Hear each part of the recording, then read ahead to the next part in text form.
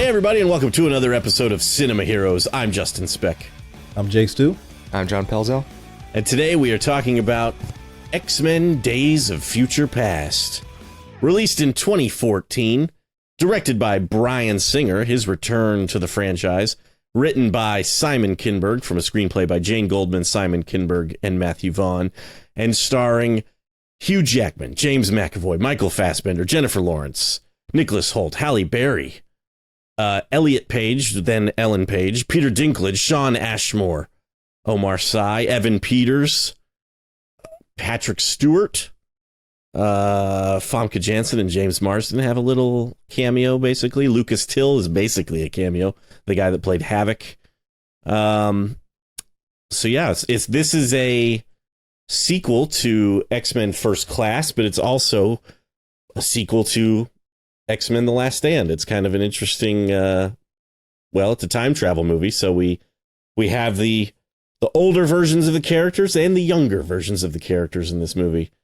And like I said, this was Bryan Singer's return. He did X-Men 1 and 2 and then went and did other stuff and came back for X-Men Days of Future Past. And I saw this in the theater in 2014. I actually went and saw it at the Vista Theater in Los Angeles, California, which is the theater. If you guys have ever seen True Romance, it's where Christian Slater goes to see Street Fighter. Oh, I don't remember the names of the movies now. Street Fighter or something, and Sister of Street Fighter or something. The Sonny Chiba movies that he goes to see. But anyway, I thought it was a cool experience, and I loved this movie. I thought it was so good. I thought it was the best X-Men movie since X-Men 2. I liked it more than First Class. Yeah, I just thought it was awesome. What about you guys? When did you guys get to see it in the theater?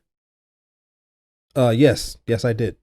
And I too love this movie. I still think it is the best X-Men movie. Well, next to Logan. Sure, because Logan is just in another class of its own, planet on its own. But right. But as far as like traditional X-Men proper, this is the definitive X-Men movie. I too saw it in the theater. I mean, the fact that Bryan Singer came back was so exciting. Yeah, big deal. Because, didn't get him in 3. It's like you said, he went off to do Superman Returns, which was also very exciting, at the time, to have another Superman movie coming out and being directed by Bryan Singer. Right. So yeah, I mean, and the disappointment of X-Men 3 and having Bryan Singer kind of been able to come back and say, hey, I didn't get to direct my third X-Men movie, and this is what I would have done, was awesome. And the fact that they were merging, right? Like First Class with the original cast was just like, what are they going to do with this? It was super anticipated movie. And yes, I absolutely loved it as well. It was just one of those things where you're like, he did it again, like Bryan Singer, he'd been gone for so long. It's interesting that this movie's 10 years old almost. It actually usually when you talk about a movie and how old they are, it feels like it's been a shorter time, but to me, this movie actually feels like it could be older than 10 years. I don't know why. I agree. I was watching this and I felt like, I was like, man, like, I know this came out in 2014, right? Right, yeah. It feels like it came out in like 2010. Yeah, like exactly. I don't know why. Maybe that's because of the original cast being in the movie, but it feels very well could older. Be. Yeah, it feels older than it is, but that's not a bad thing though, because the movie is fantastic. But it definitely feels older than what it is. Right. And not only the older cast, but it's a sequel to First Class, which it's what a year period did that come piece, out? yeah. 2011. Yeah. So I don't know, but yeah, like you said, not a bad thing. And to me, to kind of answer what you guys answered as far as where it sits on my list, I would say it is my number 2 X-Men behind. I still think I consider X2 to be my favorite X-Men, but yeah, this is First Class is good too, though. And the original. They're all pretty, there's the later I was X-Men like, but movies don't you tell that lie. have Don't gotten you say bad. that they're all pretty Yeah, I was going to good. say, I think I named, Like, named all the good ones. whoa.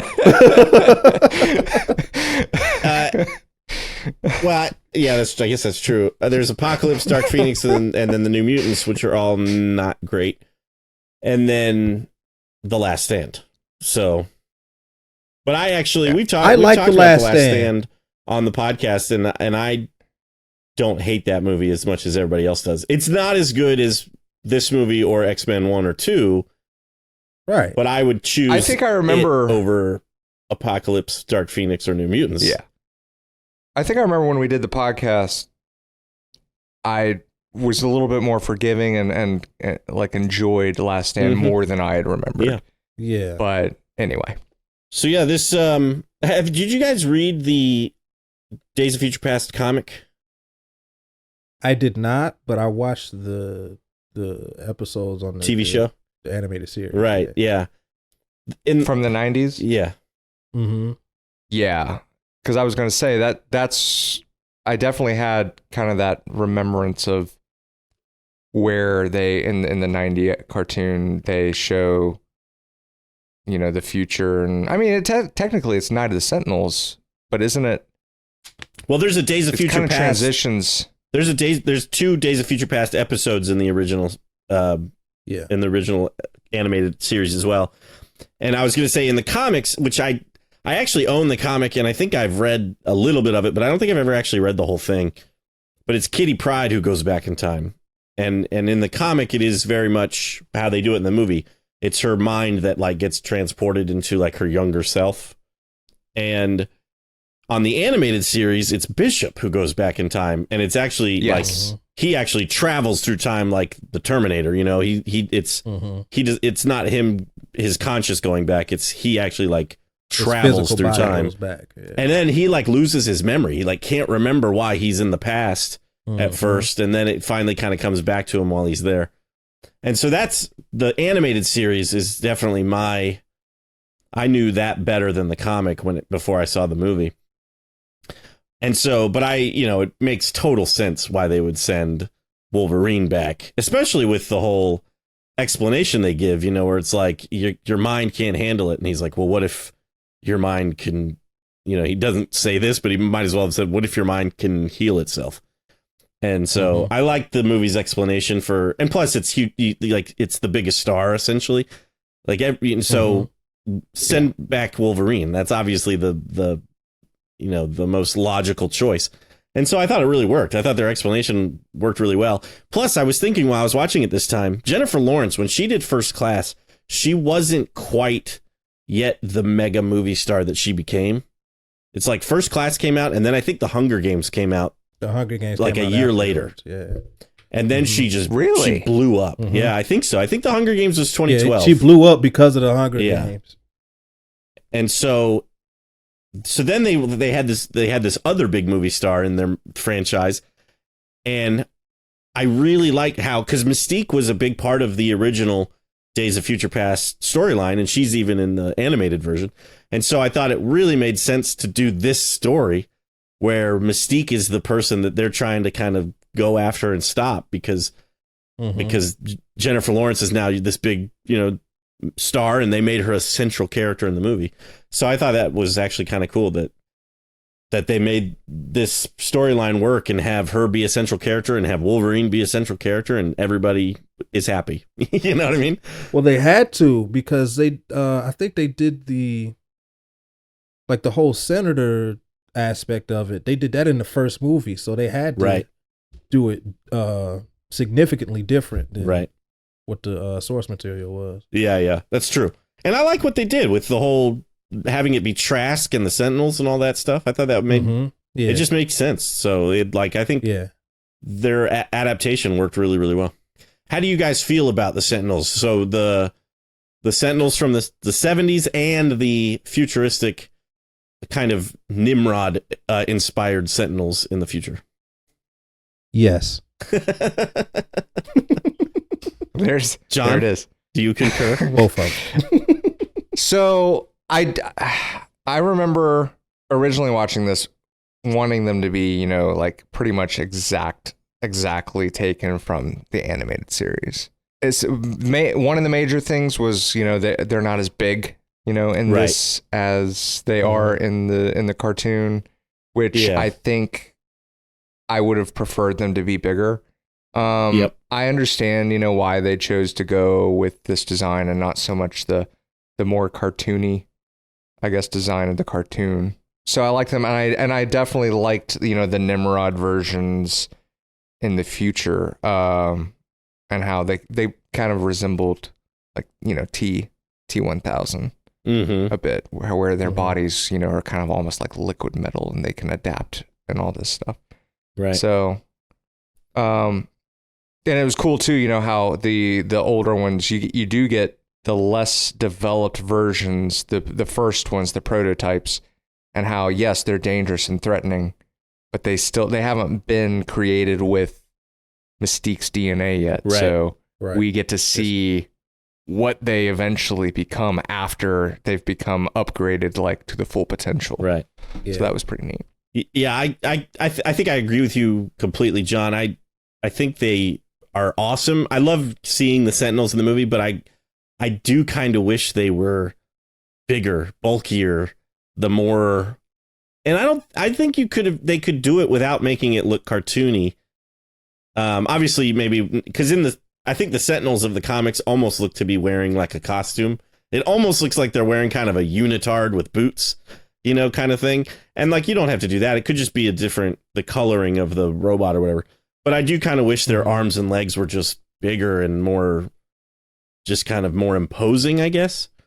They made him very sleek, and it's fine. It works, I think. But I think they could have made him bigger and made it look a little bit better, or a little bit more accurate, I guess you could say. But I think they would have been. I think they were taller too. Yeah, in the cartoons, yeah. You know, like, I mean, they were big in this, but they were like, you know, twice as big as houses. Yeah, they basically. were huge. Yeah, and they could have maybe.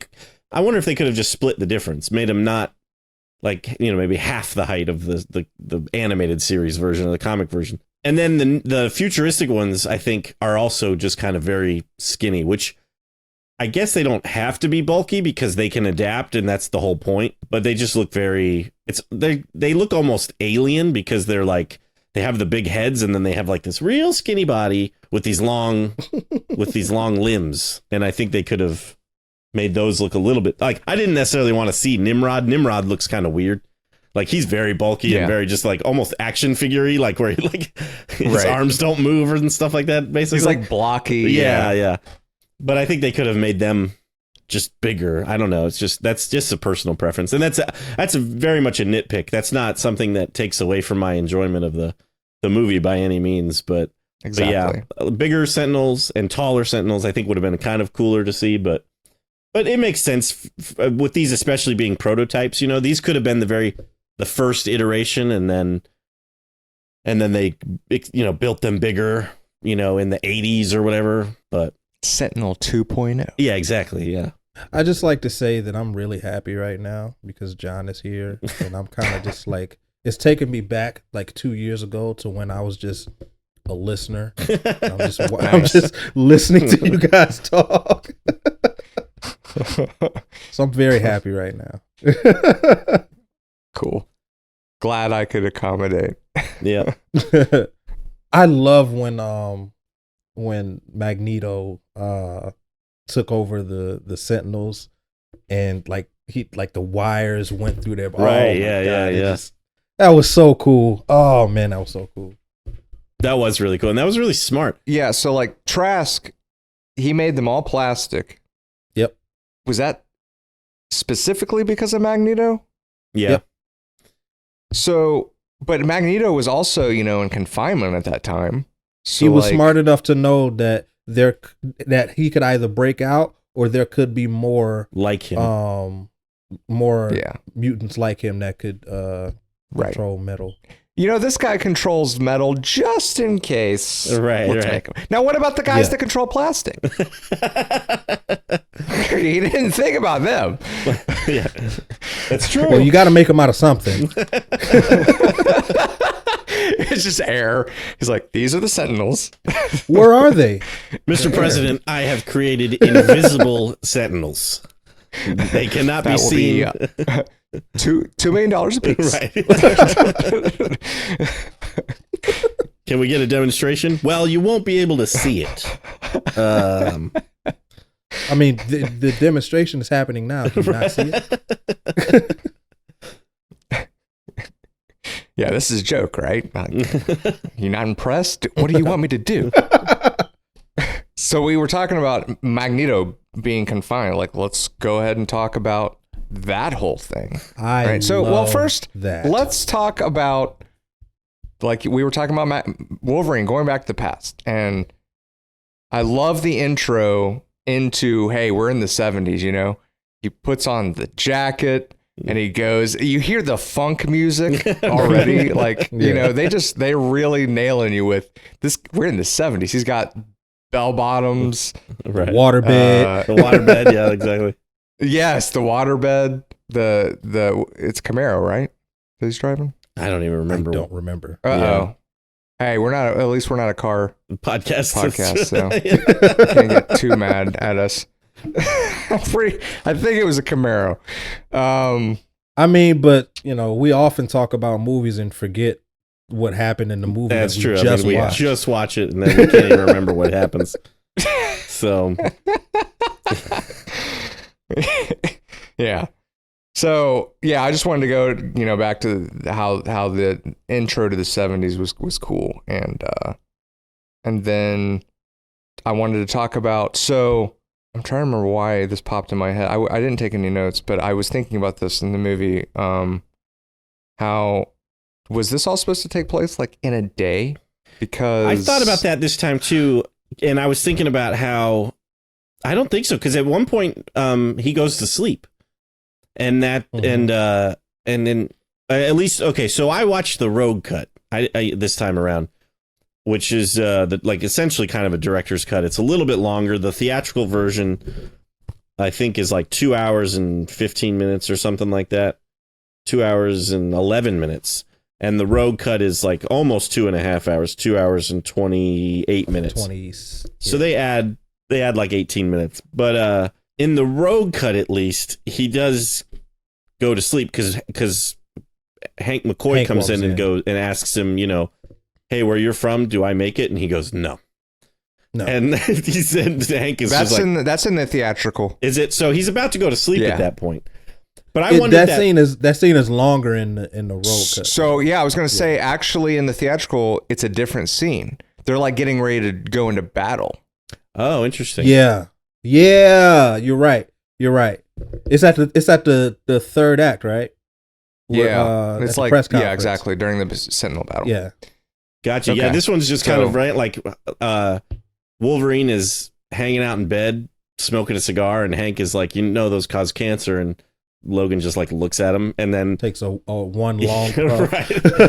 And then Hank is like, hey, where you're from, do I make it? And he just goes, no. And Hank is like, oh, and but then he kind of reassures him. He's like, it's just the world I come from. That's just my future. Yeah. Right. And so he's like, okay. But then he goes to sleep. Yeah, the theatrical. Okay. And I think he has like a nightmare or something, and he does wake up. And I wondered about that. I was like, because it seems like Kitty Pryde has to like be there in basically real time. Because when you think about time travel, what it was. That's what I was thinking about. I was like, how long has she been like sitting here? It's a long time. Yeah. Yeah, and I would assume that this movie takes place over 36 hours or so. Yeah, it's not. I can't imagine it's more than, because he goes back like probably sometime in the morning because he woke up with a chick. Right. And then he obviously goes to bed that night. Yeah, and then the next morning is probably the press conference. So right. Yeah, that's what I was thinking too. Like a day and a half, 2 days at the most. Yeah. But it is a long time. But you think about time travel movies, you think about how like somebody goes back in time, they change something, and it's like, and then they come back and it's instantaneous, to, you know, kind of thing. But I think the way this time travel works, it's like real time, because she talks about how, like, if something happens, think peaceful thoughts. And so I think she's having to be there with him for that long, which is why in the Rogue cut, they bring in Rogue to take over for Kitty. That's kind of the whole, Kitty actually gets injured because Logan has kind of I think it's when, it might be the beginning, right? When he goes back and he's getting shot at, he might have, swung around his claws and he hit Kitty Pryde. And so she's bleeding. And so it's Bobby who comes up with the idea of getting Rogue, who's being held at Xavier's mansion, being like tested on. And they bring in Rogue. That's hilarious, because in the theatrical, she gets cut too. And Bobby brings up, he's like, she can't take this much longer. And Professor Xavier just like, they need more time. And they just let her sit there and bleed it out, right? Yeah, yeah, pretty much, yeah. She has to finish in the theatrical. Yeah, and the Rogue cut, they actually do something about her. They do something about it. Yeah, exactly. In the, I like in the theatrical version, it's just, they're like, Bobby's like, she can't take much more, and Xavier's like, tough. Like, it's just, she's got it. Life's tough. Get a helmet, man. I was like watching that, and I was like, that was weird that they kind of did that. But I guess they're just trying to add some more like drama, and like, this is very serious because she could bleed out, but they never address it again. And it was obviously a reason to bring in Rogue that they didn't. But yeah, in the theatrical version, it's just yeah, she can't take much more of this, baby. Yeah. Anyway, Xavier's like, the adults are talking, Bobby, please don't interrupt me again. Now, I do like the include, because I hadn't seen the Rogue cut before we decided to do this episode, and I do like the inclusion of Rogue. However, I would have liked maybe some more clues as to us seeing her. There wasn't enough build up to it, especially with the whole thing with the X mansion, because there's no mention of it in the theatrical cut, right? And there's no mention of it before they bring it up after like the halfway mark in the movie. And I just feel that it would have been interesting to have that build up of the X mansion, and we hear, they're doing experiments on mutants at the mansion, so, like, do that like at the beginning of the film, right? And then we get that reveal of, oh, Rogue is at the mansion, and it's like Bobby knew that she was there the whole time. It's like, y'all didn't do nothing and didn't even say anything. y'all didn't feel the need to go get her. Yeah. Yeah. So John, in the like, you only go get her because you need her now. That's I don't like that. Right. Yeah. In the Rogue cut, Bobby is like, I think Kitty gets hurt and Bobby's like, we got to do something. And I think Xavier says something like that. She's the only one that can do this. And Bobby is like, well, what if we get somebody who can take her power? And Xavier's like, if you're talking about Rogue, he's like, she's got to be dead. I haven't been able to like locate Rogue in years or something like that. Mm-hmm. And Bobby's like, they're holding her in the one place you can't access, which is Cerebro.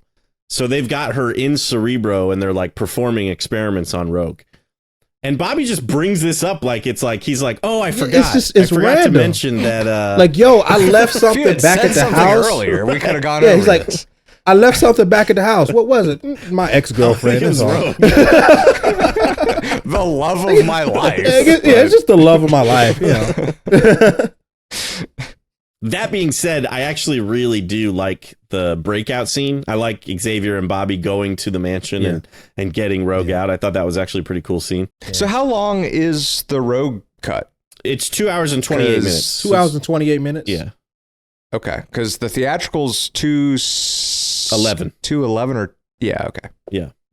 Okay. So it's a little and bit longer, but it's not... there are some extended scenes in the first half of the movie. And then we get like the actual Rogue scene, which is maybe like 7 minutes. Yeah, it's not much.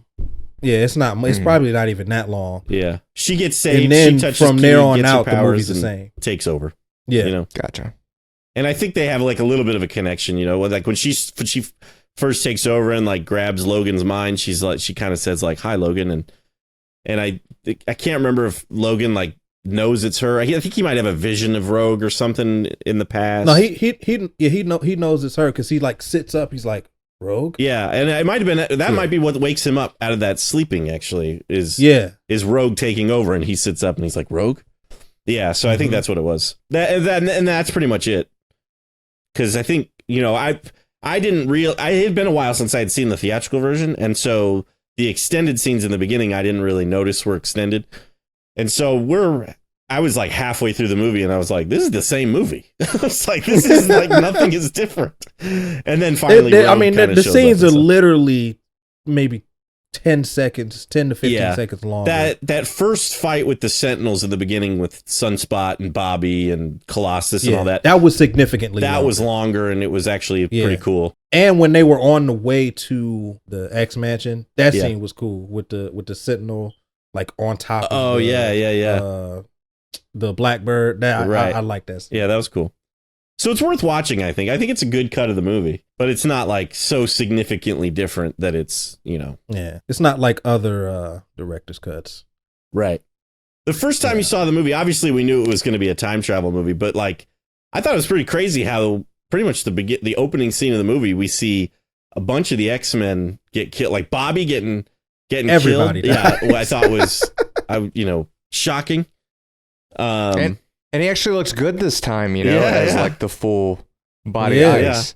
Yeah. And they didn't make the clothes ice, which is what they did in The Last Stand. They made the clothes ice in The Last Stand. I think it does look better when it's just him, even with, still wearing kind of the jacket. They used the ultimate version of Bobby because that version he is wearing clothes and his body is ice. Yeah, and I think for film, I think it looks pretty good that way. In the comics, I like when did Last Stand come out? 05 or 05, I think it was, yeah. Okay, so we literally had like 9-year difference here in CGI too. Yeah, it's true. So I'll give them that as well. It's crazy to think about. Because you're right. I think it is the inclusion of Patrick Stewart, Ian McKellen. Yeah, it's I think that's what makes this movie feel like it came out earlier than it did. We also get the new character of Quicksilver in this film, which was before Quicksilver in Age of Ultron. Age of Ultron, right? He was the following year. Yeah.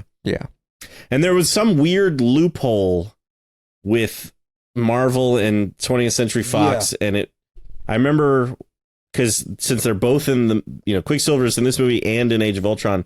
It was like, I think the MCU couldn't make any sort of reference to them being mutants, which is why it's that whole storyline about, I forget the character's name, but that guy experimenting on Wanda and Peter. And then in this movie, they couldn't reference. They couldn't mention the Avengers or Wanda. Oh, interesting. In the Rogue cut, there's that little girl who's like Peter's little sister. And then the mom actually says to her, go bother your sister. And so I'm assuming there's like Wanda and Peter are twins. And so, but we just don't ever see Wanda or hear her name. Right. But, and that little girl is actually another mutant, Solaris. I don't know what her powers are. Mm-hmm. Yeah. And they show him sitting with her when he's watching, the news, I think of Magneto talking, like giving the speech. Yeah. So that was interesting. And I love how, because in the comics, Wanda and Peter are Magneto's kids. And so I love when he's breaking him out of prison and he's like, so you can control metal. He's like, my mom used to know a guy who could do that. Like it's just normal, my mom used to know a guy that could fix a toilet. Like my mom knew a guy that used to be able to control metal. I don't suppose that's you, is it? The breakout scene, though, is probably my favorite scene. I mean, I love that scene so much. Although I wrote down, my note this time was, Quicksilver shouldn't be able to listen to music. The music does not play at super speed unless he's listening to it at like 5,000. It would be yeah. Well, it'd be so slow. I was watching this with my son, and you know, when he's playing Pong, Yeah. he was like, "How's he playing it that fast?" Right. Like, because you know the ball is like, and I don't know, maybe Pong speeds up like the fast, like when you get to like the more advanced levels, maybe. Yeah, maybe I don't know, but you're right. He kind of he had a point. Yeah, but I've always like it's such a good scene with the music. They chose a really great song. It's not a song you would think. Time in a bottle. Yeah, it's a slow paced kind of song in it, but it works so well with the scene. And but yeah, I thought about that because he puts his headphones on and then he starts running, and I was like, he can't listen to music going that fast. That scene in the theater, like everyone freaking just went nuts. Yeah, because this was also really. This was the first time we had seen kind of an interpretation of, you know, aside from the Matrix, Right. You know, like what that's like its own type of right. Yeah, like when I watched this, that's like super speed. Yeah, so it was very cool to see for the first time, and especially when he pokes the guy's cheek. Right. Moves the guy's hand so he punches himself. And then it's a very with the music, like you said, but it fits so well. Yeah. Like I think like when at the end when he's like moving the bullets, and it's like very heartwarming. Right. You know, like he's saving these other people. Time. He's saving their he is saving time, but he's saving their lives. Yeah, by just taking the bullets and moving them. They're completely oblivious. Right. And he's like saving their lives right there in front of their, like he doesn't even know them. Right. It was just really moving. And Evan Peters' performance in that scene is great too, because he just looks like he's having fun. You know, it's not like he's worried. He does have a moment where he's like, oh crap, the bullets, but he's not like worried about anything in the scene. He just is like, oh, let me do this real quick and move these things around and have this guy punch himself. And his character, like when you first meet him, I think he's supposed to, you know, be like just this super like ADHD kid, right? But he's very happy, like you said. Like even there's like when he's freeing Eric. And he's using his hands. Right. And then it does the shot underneath him. And he's like kind of looking up, but he's like smiling. Right. And I thought it was like kind of weird, but at the same time, I was like, it matches his character. Right, yeah, he's just happy to be there. Yeah, he's just this really, and plus he's a teenager. He's just a innocent, inexperienced kid. Yeah. So I actually love the smile that he gives Magneto when he slides him the food and he has a little note that says "mind the glass" and he looks up and he's just like. Yeah. So let's talk about that. Let's talk about why Magneto is in jail in the first place. Right. It is because they believe him to be responsible for John F. Kennedy's assassination. Right.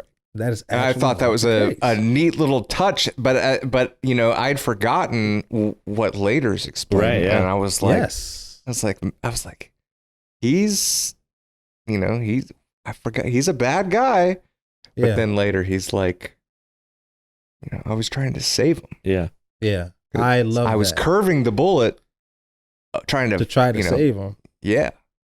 And they caught me before I could do it. Right, and that completely changes Charles's viewpoint on the situation. I love that scene. That's probably my favorite scene that is not an action scene. Yeah. In the movie, because it just, again, it really gets down to the core of what their, and that's in the airplane, right? Is. Yeah, in the airplane. And when Eric has his like emotional breakdown, man, you could just, it's so powerful. Powerful acting. Crashes the plane. Powerful acting. Yes. And you can just hear in his voice, like, where were you, Charles? Yes. He was so affected. Yeah. I mean, you know, we've got these, like you said, clashing emotions from two different characters, two different viewpoints, and that, you can see going both down sides. the list. Yeah. And he's just going down the list of all the mutants that died because, that he feels because Charles didn't do what was necessary. Right. He felt, he was like, you talk about all the things that I've done. You abandoned us. Like, we needed you and you abandoned us. Right. And Charles feels the same way, right? He feels like Eric, he says, you abandoned us. Eric says, you abandoned us. Mm-hmm. And they both feel so strongly about it, yet they're still able to come together and say, we both have the same goal, technically. Mm-hmm. Mm-hmm.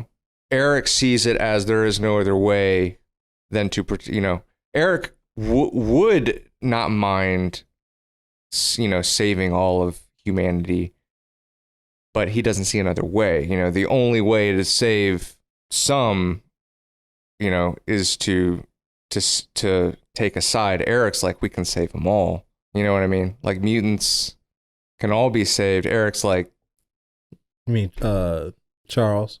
Yeah. Get it. I might cut this part out, but I also love when Peter breaks out Eric. He breaks him out first and then asks him, so what were you in there for? He's like, what'd you do, man? What'd you do? And he's like, killed the president. And Peter's like,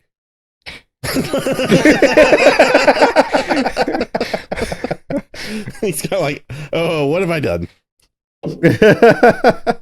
That was like another scene where there was another scene where they were infiltrating like the meeting in France. Can't remember exactly what it was, but basically something happens in that scene where I just saw like Charles turns to Logan, and I just remember thinking like, I wonder if Charles ever has this moment looking at Logan like, oh, that's what it was. So it's the scene where Logan forgets, like he loses his future self. Yeah. He forgets why and he's there. there. Like back in the present, and he's like, I don't know who you are. And I was thinking like, does Charles not have a moment here where he's like looking at Logan and be like, I wonder if this guy's like a schizophrenic. Right. Like, maybe he's not from the future and we've just broken out Eric and he's shooting at Mystique, and here we are like, and now this guy doesn't know who we are. Now,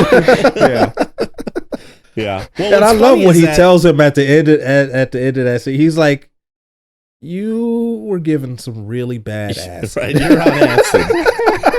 It is the 70s. There was a lot of experimentation going on. Out of the hippie movement. Yeah. What I was going to say is, I think even Wolverine says this to Charles when they first meet. He was like, read my mind. Fine, you'll know if I'm lying or not. And because he's, shooting up that serum that gives him his legs back, he can't. Right. And so if the only evidence that Logan gives him is he says that he heard the voices until he realized at 12 years old that they were other people's voices. He was like, I never told anyone that. That's the only evidence. Right. Yep. That he gets that this guy's from the future. Right. And then he goes and breaks out Eric. Yep. Based on this information. So, yeah. And like I said, that moment where Wolverine's like, I don't know you. Yeah. It just would have been a little concerning. Who are you? And he freaks out when he sees Beast. He's like, whoa, what is that? How do you guys feel about young Charles being able to walk in this movie? I think for this, I think the first time I saw it, I was kind of like, I don't know how I feel about this, but I think it really works within the context of the movie. I think I agree. Charles I agree. Has some like trauma that he's dealing with, obviously, and I think it works really well. And it's a good character arc for him. Him kind of learning to accept it and to bring his powers back and give up the use of his legs and everything. I think works really well. So I actually like it a lot. Yeah, it's also like an allegory for substance abuse, which Right. I thought was a really interesting way to kind of tell that story through through Charles, and that he's the last person you would think would be dealing right with that, exactly, and to pick that character to tell that story is, and I think that's why I think that's why I was a little not unsure of it when I first saw it, because it's so not how we expect Charles Xavier to be, you know. Charles Xavier is always the kind, you know, welcoming, wise leader. And so to see him be this guy that really doesn't care and just wants all the voices to shut up and everything, and doesn't, you know, it's such a 180 from who Xavier is but it works, like I said, in the for the story and everything. Yeah. And like Stu said, you know, he's gone through extreme trauma. Yeah. It shows that even, like you said, Justin, people you don't expect are battling sometimes some super heavy demons that can make them even compromise their character. And you know, he's choosing his legs, which, you know, you kind of can't blame him. You know, he's able to, this is what allows him to walk. It's, you know, kind of a pick or choose situation. But yeah, in the end, when things, you know, he realizes he's got to be the bigger man and choose, you know, to help. So I feel like we've already been recording for like 45 minutes, and I feel like we have barely touched on the movie almost, it seems like. But Stryker is in this film, and the note I wrote for this, I didn't take very many notes for this movie, but the note I wrote for him is, do you guys feel like they cast an actor who's too young to be Stryker? I realize this movie's in the 70s, and I felt like that, yeah. And I guess if X2 takes place in, well, it doesn't really take place in present day, because the first X-Men film says it's in the not too distant future. So I don't know exactly what year X2 takes place, but I guess it would be 40 years. I always assumed it was like maybe 15 years. Yeah, so maybe it's 50. So maybe it's 50 years in the future from 1973. So maybe it's not too young. It seemed like it was a big jump from this guy to Brian Cox. But I guess it is a long time. But I don't know. That was my note. He just seemed like too young of an actor. I don't think, I mean, it's weird. I think he has a baby face. Yeah. But no, like you just said, the from the time of this movie to the time of X2, it makes sense, right, that he would be that much older in that movie. Yeah. My problem with him isn't how he looks, is that it is his inclusion in the movie. He's unnecessary. Yeah, I agree. They could have made that character anybody else, but to have him be Stryker, who was an important character in X-Men lore, and kind of just regulate him to just not even a side character, like a side of a side character, right? And there's only one moment. He's really just a flunky for Trask, right? Yeah, exactly right. He is. And there's one moment where Wolverine sees him and recognizes him, which is also a little weird, because when he recognizes him, it flashes forward and we see Brian Cox. And I don't think this actor looks anything like Brian Cox. So it's almost like Logan should have not really recognized him, but he does. And that's when, he actually starts to lose the connection with his, well, I guess the future Logan loses connection with his past self. But anyway, he comes back and Charles is like, what happened? And he's like, I saw somebody from my past or something like that. But that's like the only reason Stryker's really in this movie. Because like you said, Trask's flunky or whatever could have been anybody. It could have been a completely made up character and it would have made no difference really. Maybe they were considering doing a Weapon X movie. Well, they already did that. Would that have been X-Men Origins basically? Yeah. Yeah. And they had a completely different actor playing Stryker in that movie. So right. And Origins came out before this. Yeah, it was like 2007. Yeah. Okay. Strike that. Okay. Reverse it.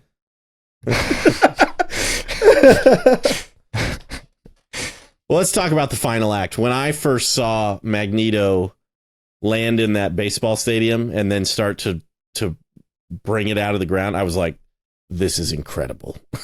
Yeah. It is incredible.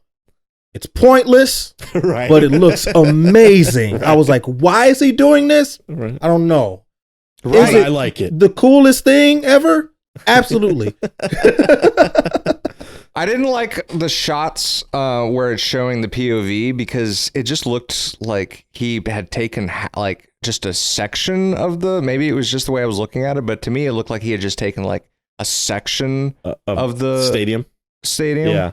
Mm-hmm. But then when he drops it around like the White House, Yeah. you're just like, oh. Okay. Because I think he might be doing it to like maybe protect, to keep people out. But I'm like, you can control metal. You can just fan them away. I viewed it as he was confining them. Yeah, in there. that's kind of what I was thinking. Keeping people Yeah. in rather than keeping people okay. out. Okay, Yeah. that makes sense. Putting him in a cage, basically, He's like, let's have a little talk. where you can't run away. I like the scene before that where Logan walks through the metal detector and he's expecting to get stopped and everything, and then he's like, oh, yeah. Oh, and there's also that reference that Magneto makes to him was like, imagine they were metal, right. which is really cool because I think it was the first one, right? Where he... Mm-hmm. Yes. It's That, all does of that it. metal run through your whole body or whatever? Yeah. Mhm. Yeah. He does that in every movie. Yeah. He even does it in this one. He just puts the metal in flinging Logan them across. first. In this one. Yeah. And then just throws him, man. Just Yeah.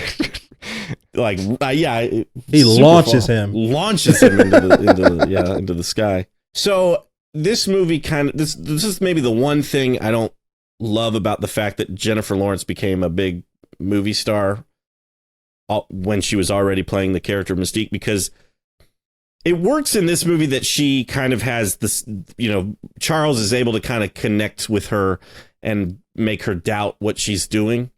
And so she's the one who, she tries to shoot Magneto and everything. But they kind of, you see it more in the next movie, and even, I think even Dark Phoenix, they try to make Mystique a good guy because it's Jennifer Lawrence who's playing it, and they don't want to have Jennifer Lawrence be their villain in each movie, And that's one thing I really kind of don't like, because Mystique, I don't know the entire history of Mystique or anything, but Mystique has always been, whenever I've seen her in anything, has always been a villain. I feel like they did that with her though in First Class and this though. She's kind of not really a villain, Right? It's understandable in First Class though, because this is the first time we're seeing her. You think that this is the beginning of her arc, and then she'll end up being a she villain. goes to the dark side, right? Yeah, but after this movie, she continues to be a hero until she gets offed. Right. And you could say that because this movie basically retcons some of the other movies, that she's changed her timeline or whatever, which I guess I always assumed. Yeah, and I guess that's just the way you got to go with it. But I just have never. To me, it feels like the studio is like, we can't have Jennifer Lawrence be our villain. We got to make her be. She's our big movie star. We got to make her a hero. And I'm sure the writers were like, but she's Mystique. She's a villain, Right. And they're like, we don't care. And so just that's to me what it kind of felt like. And it, like I said, especially because Hugh Jackman wasn't in the subsequent movies after that. He was in a little bit of Apocalypse and was completely. Yeah, he's got a little cameo in Dark Apocalypse, but he's not in Dark Phoenix at all. And so, that's just kind of how it feels. And like I said, it's fine in this movie because she could still technically be a villain who just understood the way she was doing it was not necessarily right or something, or this instance of what she was trying to do was not right. The consequences of her act. She saw the consequences of her actions. Right. She had a little bit of foresight and was like, maybe I shouldn't do this. Right. But the fact that they kind of made her basically a good guy for the rest of the rest of this universe doesn't really work for me. I agree.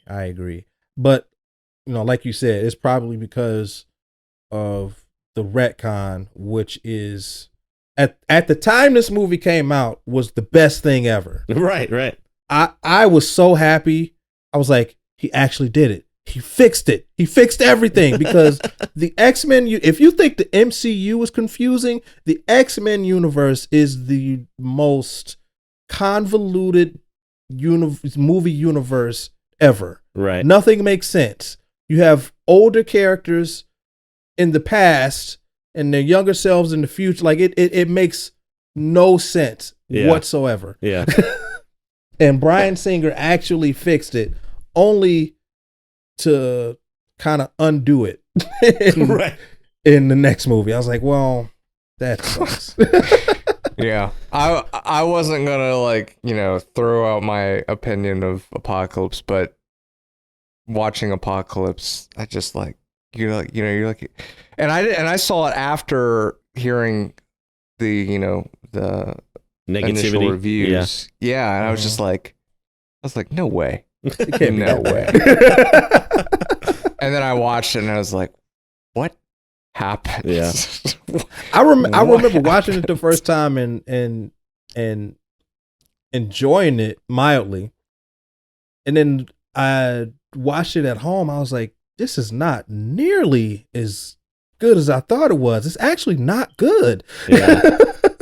And I think I had a very similar reaction. Like I remember seeing it at the theater and I didn't hate it.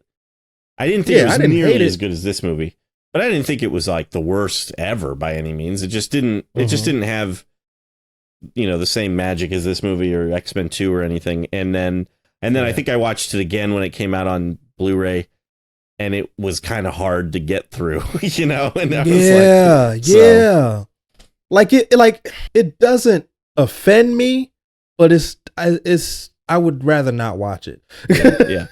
It's better than X-Men Origins Wolverine, right? Which I firmly believe is the worst one. I believe X-Men Origins Wolverine is worse than Dark Phoenix, but not as bad as New Mutants, or worse than New Mutants. Depends on the day. Depends on the day, because New Mutants is pretty bad. Yeah, but you know what? The thing about New Mutants is that it's not enough story. It's just a bunch of characters doing stuff in this one location. X-Men Origins is offensively bad. So I have to say X-Men Origins. Okay. Today. Wow. It could change tomorrow. You know what just really blows me away is talking about how many X-Men movies there are. Yeah, exactly. And I was just thinking about how, and we were talking about the magic and how I was thinking about seeing the original for the first time and how none of this had been done. Spider-Man hadn't even come out, right? No. Right. And I remember thinking about how in third grade, me and my best friend at the time, super big X-Men fans, and we were just talking about how Batman Returns had come out the year prior, and we were just like, imagine an X-Men movie. And talking about who, how cool it'd be to see Wolverine and just how long it felt like I had to wait for that movie to come out. And when it came out, you're just like, man, I never thought that they were actually going to do this. And here it is. And I've been waiting forever. And it was only 7 years. 7 years. Yeah. 7 years. And when you're young, it 7 years feels like a lifetime. It feels like an eternity. Yeah, it does. But just 7 years, man. Yeah. And then here we are talking about X-Men Days of Future Past, and it's almost 10 years. Right. Yeah. Yep. But you're absolutely right. I watched the animated series so much as a kid, and I had all, John, we used to talk about all our Marvel trading cards. Like I used to have all those trading cards, and I loved all the X-Men characters and everything. So in 2000, when that movie was coming out, I was actually at GHP at the time, and I had to, when my parents came down to visit me, they were like, what do you want to go do? And I was like, I want to see X-Men. Like let's go see X-Men. And they took me. And nice. And I loved every second of that movie because it was getting to see these characters come to life. I just was so awesome. Yeah.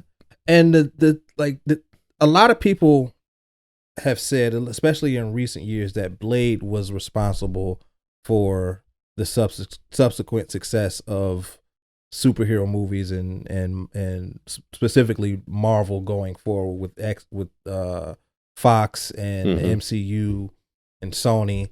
And I'd like to argue that X-Men was responsible for that. And I would say that because with Blade wasn't a well-known character. Of course, nerds knew who he was. Right. But it wasn't marketed as a superhero movie. It was marketed as a action horror. Right. Blade was ambiguous enough to reach a broader audience. So there wasn't as big of a risk. And people always like to make the argument, oh, it got Marvel out of bankruptcy. I'm like, yeah, but again, that like from a character standpoint, the risk wasn't there. Right. The X-Men took the risk of a team that everybody knew because the comics, everybody knew the comics, and everybody and their mother knew X-Men, the animated series. You knew that theme song from a mile away. Jim Lee that just made it explode. Yeah, I think my shirt is Jim Lee. You can't really see it, but mine too. yeah. And so, like X-Men, to me, X-Men is responsible for the golden age of superhero movies. Yes, I 100% agree. I think if it wasn't for X-Men, Spider-Man would have never come out. You would not have Spider-Man. You would not have Fantastic Four. Yeah, and then if Spider-Man had never come out, then we wouldn't have what we have today. Which some would argue is too many superhero movies. But you know, if my fifth grade self could know that like the amount of superhero movies we have today, I would lose my mind. Like my fifth grade self would just like probably have a heart attack. I'd be like, what? There's that many live action superhero movies, and how long? Like how 2 decades? Right. Yeah, that's true. I tell my nephews all the time, almost a quarter of a century of superhero movies. Superhero movies, yeah. I tell my nephews all the time, I was like, you have no idea how good you have it. To be able to complain about too many superhero movies, right? Like when we would have to wait 5 and 7 years just to get one. Yeah, very true. That's right. We were like, oh, we got to wait on the sequel to X-Men. Oh, they're making Spider-Man. Crazy. And we get Hulk. Yeah, and Daredevil. Don't forget Daredevil. That's right. Well, I was trying to, but I reminded you. Yep, sorry about that. Well, before we go into ratings, there is one character that I did want to mention. He's also one of those characters that probably doesn't necessarily need to be in the movie, but I'm actually really glad he is, and that's Bishop. Getting to see a live-action Bishop was really, really cool. Yeah, I love. Sure. Yeah, I love the way they represented his powers. He was one of my favorite characters in the animated series, and you see him, and you're just like Bishop. Yeah. The way they interpreted his powers and his look was awesome. Yeah. So his power is right. He absorbs energy, and then he redisperses it. Right, but it's not like Rogue, where it's the same power. It's just energy, regardless of what he absorbs. Right? It's always the same energy that he releases. Yes. So he absorbs, like let's say he absorbs electricity, and then it'll come out as like a plasma blast. Right. It changes in his body, and then he uses the gun to concentrate it. Right. And it's interesting because I was explaining to Michael, my son, about that, and then when the Sentinels are shooting the beams at him, Michael goes, "He's getting too much. He's going to explode." Yeah. And then he did. And then Michael goes, "Oh, I called that." That's awesome. Poor Bishop. But I guess he's saved, right? Yeah. We don't technically, I guess, see, you know, we when Logan wakes up, it is the future, I guess. Yeah. It's just not that dark future that we had. So we don't actually see, some of those characters that were present. But we do see Storm. We get Storm. confirmation Storm's okay. And we see Jean Grey and Cyclops, so they didn't die, and neither did Xavier. So like the events of The Last Stand were undone, which was nice. Right. And I guess even the events of X2, because Jean Grey is there, so she obviously didn't sacrifice herself to save the wing jet or whatever it's and called. And that moment with Logan she may have. seeing her, but like when he's like, it had been like so long. Right. And then he's stopped by Scott. Yeah. Whoa there. Whoa. And I like how Logan's like, it's good to see you, Scott. And he's like, okay. And I like too, because so he's walking right through he's coming out of his room. Hank sees him and it's like late start and is kind of laughing. And Kelsey Grammer, by the way, which is awesome, by the way. yes, absolutely. And he's perfect. Yeah, piece. exactly. Spot on. Yeah, it's insane. That's got to be probably the best thing about The Last Stand is Kelsey Grammer as Beast. Absolutely. Yeah. I bet we brought Kelsey Grammer as Beast is top 10 comic book movie casting. Yes. Agreed. Absolutely. But then, so he goes into, Xavier's classroom and sees him. And I remember thinking that he would immediately know, because I don't know, I figured that they knew when he came back, because I thought maybe that's why Hank laughed at the fact he was coming out of his room. But he makes the comment about, you got a class to teach, Logan. And then he goes, I've got a little bit of catching up to do since 1973. Yeah. And then, you see Charles just, he's like, welcome back. Right. Yeah. That was really, really cool. Yeah, I love that as well. Yeah. All right, well, let's go into a rating. I would love to know what you guys would rate this movie out of 5. How many stars would you give it? John, you have not been with us lately, so why don't you go first? What would you give X-Men Days of Future Past? So I really, really like this movie a lot. Like I said, I think I'm sure it's my second favorite X-Men movie. However, I think it came down maybe like half a notch watching this, because this is maybe my third time seeing it. So I'm going to give it 4 out of 5 Nimrods. Okay. 4 out of 5. All right. Stu, what about you? I'm going to give it 4.5 Nimrods out of 5. Yeah. I watching it again, it's one of those movies where I kind of forgot how good it was, and I really enjoyed the road cut. So it's still up there as one of my top favorite X-Men films. It's either my second or third, depending on where I put Logan. I'm really looking forward to rewatching Logan, because I don't think I've actually seen Logan since I've seen it in the theater. So I really am looking forward to rewatching that to see where I kind of place that on my list. John, if it's at the number 1 spot. You have to be there for the Logan episode. I've actually never seen Logan. I know you need to watch it. Yeah, you'll have to definitely join us for Logan. You have to. That is non-negotiable. Your schoolwork, it will not be important that day. Yeah. You won't have children that day. Your children don't exist. No life but Logan. Exactly. Only Logan matters. Anyway, I also give it 4.5 out of 5 Nimrods. I guess I'll just go with Nimrods as well. So, yeah, 4.5 out of 5. I really, really like it a lot. I think it's great. Yeah. Well, we'd love to know what you think about X-Men Days of Future Past. You can always let us know at cinemaheroes.com. You can also leave us a comment on our Instagram or tweet at us. Both handles are at CinemaHeroes. If you're watching this on YouTube, leave a comment down below what you think about the movie, or whatever you want to comment, and give the video a thumbs up. Subscribe to our channel if you haven't already. I think that about wraps it up for this episode, though. I'm Justin Speck. I'm Jay Stu. I'm John Pelzel. As always, thanks for listening. Thanks for subscribing.